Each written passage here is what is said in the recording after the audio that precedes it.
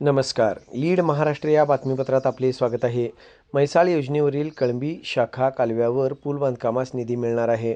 तसेच म्हैसाळ योजनेवरील मल्लेवाडी बेडग रस्त्यावर पूल बांधकाम, मिरज व कवठेमंकाळ तालुक्यातील वंचित क्षेत्राचे सर्वेक्षण करून अंदाजपत्रक तयार करण्याचे जलसंपदा मंत्र्यांनी आदेश दिले आहेत. तसेच बनेवाडी उपसा सिंचन योजनेतून भोसे तलावात बंदिस्त नलिकेद्वारे पाणी सोडण्याच्या कामाची निविदाही काढण्यात आली आहे.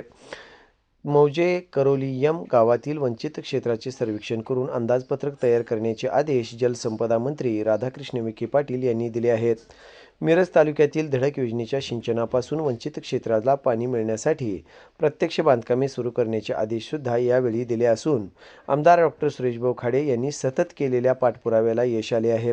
मिरज तालुक्यातील म्हैसाळ उपसा सिंचन योजनेच्या लाभक्षेत्रालगत धडक योजना सिंचन योजनेमध्ये मिरज विधानसभा मतदारसंघातील म्हैसाळ, नरवाड, बेडग, वड्डी, टाकळी, बोलवाड व मालगाव या 7 गावांचा समावेश आहे.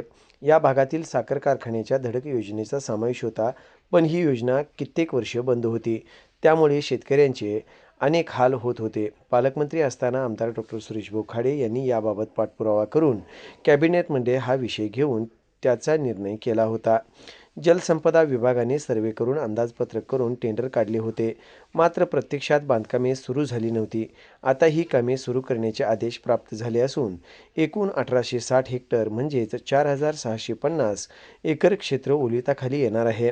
राज्याचे जलसंपदा मंत्री राधाकृष्ण विखे पाटील यांच्यासोबत जिल्ह्याचे माजी पालकमंत्री विद्यमान आमदार डॉक्टर सुरेशभाऊ खाडे यांच्या झालेल्या बैठकीस आमदार समाधान आवताडे, माजी आमदार पृथ्वीराज देशमुख, मुख्य अभियंता धुमाळे साहेब, अधीक्षक अभियंता चंद्रशेखर पाटोळे, कार्यकारी अभियंता रोहित कोरे, पंचायत समिती सदस्य मनोज पाटील, अल्पसंख्याक आघाडी जिल्हा उपाध्यक्ष शीतल पाटील आदी मान्यवर उपस्थित होते.